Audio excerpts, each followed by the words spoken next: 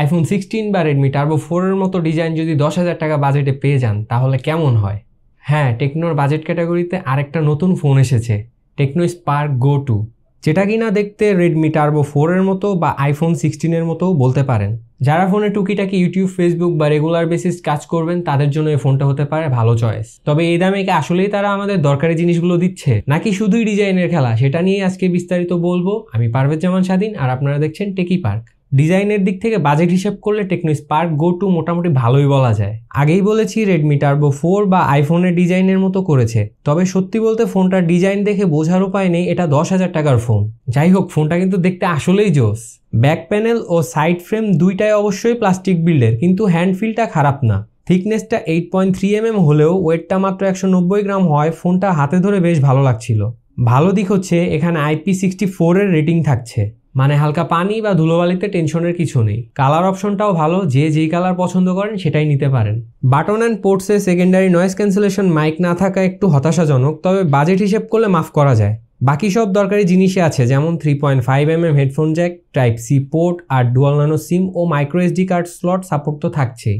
এদিকে এই বাজেটে স্টেরিও স্পিকারটাও দিয়েছে, যেটার জন্য এটাকে আমি এক্সট্রা পয়েন্ট দিব। সেই সাথে সাউন্ডও বেশ লাউড ছিল, সামান্য ডিস্টরশন দেখা দিলেও অডিও কোয়ালিটি ছিল ডিসেন্ট। আর সাইড মাউন্টেড ফিঙ্গারপ্রিন্ট সেন্সরটা রেসপন্সে ছিল মোটামুটি ফাস্ট, বাজেট ফোনে যেটা আশা করা যায়। ডিসপ্লেতে এখানে থাকছে 6.67 ইঞ্চির এইচডি প্লাস আইপিএস প্যানেল, আর সবচেয়ে বড় কথা হলো এখানে পাচ্ছেন 120 হার্টজ রিফ্রেশ রেট। এই বাজেটে অনেক ফোনে যেখানে 60 হার্টজ থাকে সেখানে এটা একটা বড় অ্যাডভান্টেজ মনে হবে। তবে সমস্যা হচ্ছে মাত্র কয়েকটা অ্যাপ আর সেটিংসে শুধু 120 হার্টজটা সাপোর্ট করবে, বাকি সব জায়গায় 90 হার্টজ।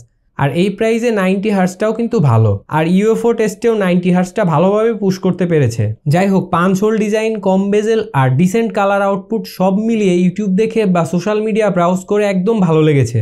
হ্যাঁ, ফুল এইচডি না বলে কিছুটা কম ডিটেল ফিল হবে, কিন্তু কালার ব্রাইটনেস, ভিউইং অ্যাঙ্গেল সব দিকেই মোটামুটি ভালো লেগেছে।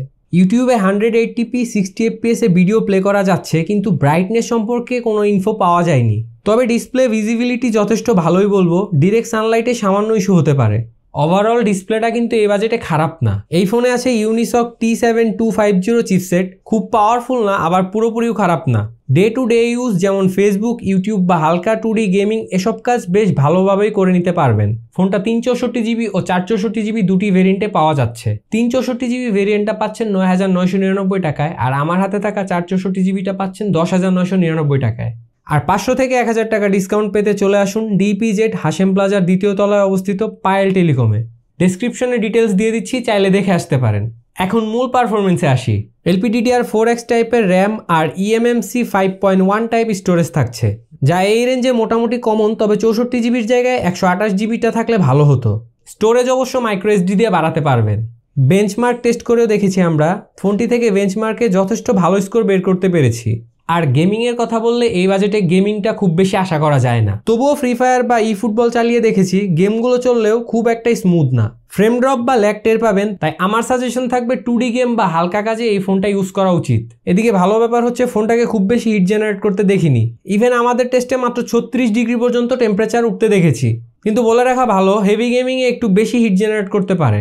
অ্যান্ড্রয়েড 15-এর সাথে থাকছে টেকনো নিজস্ব UI HiOS 15। ইউজার ইন্টারফেসটা সিম্পল, অ্যাপ ওপেনিং ক্লোজিং বা মাল্টিটাস্কিং সব কিছুই ভালোভাবে হ্যান্ডেল করতে পারছিল। তবে মাঝে মাঝে একটু ল্যাগই লেগেছে, যা ইউজুয়ালি বাজেট ফোনের টুকটাক দেখাই যায়।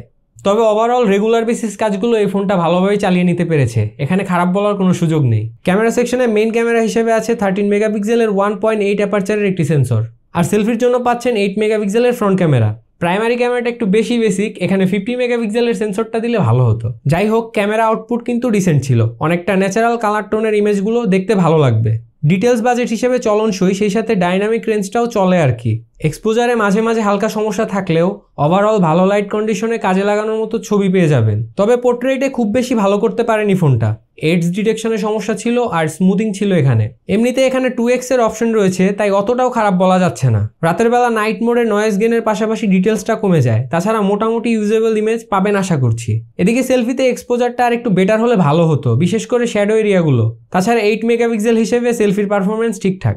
মজার বিষয় হচ্ছে মেন ক্যামেরা দিয়ে ভিডিও শুট করা যায় 2K 30 fps এ, ইভেন সেলফিতেও সেম। এই জিনিসটা কিন্তু অবশ্যই বাহবা পাবে। ভিডিও কোয়ালিটি এক্সট্রাঅর্ডিনারি কিছু না হলেও কাজে লাগাতে পারবেন। ওভারঅল বেসিক ছবি তোলার জন্য এই ফোনটার ক্যামেরা ঠিকই আছে। এই ফোনটায় কিন্তু 5000 mAh এর ব্যাটারি দিয়েছে টেকনো। আমরা আমাদের রেগুলার ইউজ ও টুকটাক গেমিং ক্যামেরা ব্যবহার করে 85% মতো চার্জ থেকে 7 ঘন্টা 22 মিনিটের মতো এসওটি পেয়েছি।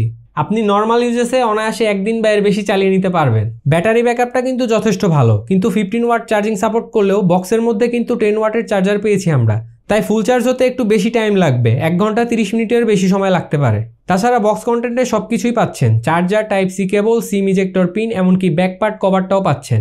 আর এটা কিন্তু যথেষ্ট প্রিমিয়াম মনে হয়।